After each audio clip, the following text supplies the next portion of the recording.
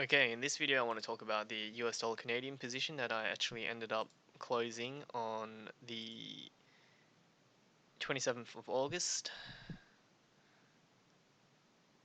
Right about there.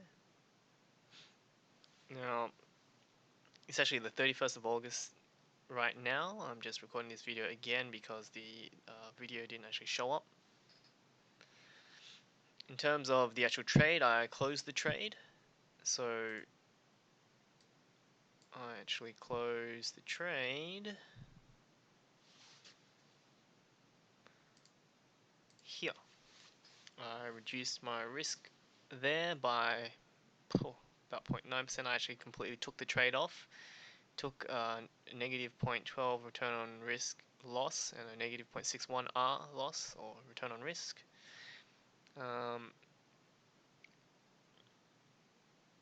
So I closed it at 1.32373. So that is 1.32373 around there. So no spoilers. Now the reason why I closed this trade out is because it looked like a far cry from when I initially entered the trade. So I initially entered the US dollar Canadian around the 20th of August, which was around here, is looking like it would potentially break higher. It has failed to do so. And just looking at that, I didn't like the price action.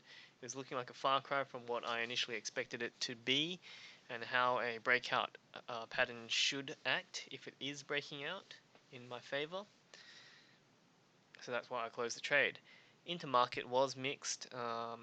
Although for my system objectives, I followed the plan, the process of cutting my losses short.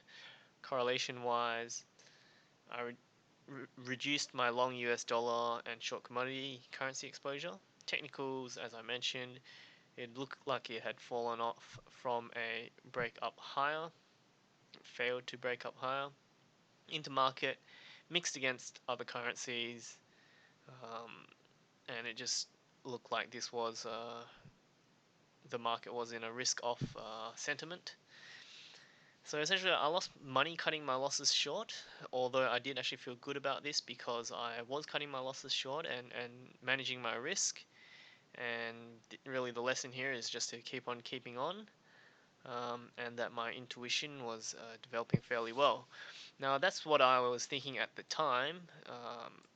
Since then, the market has kind of bounced back up, looking like it would potentially form another break up higher. So keeping an eye on this, but that's it for this particular video, and thanks for listening.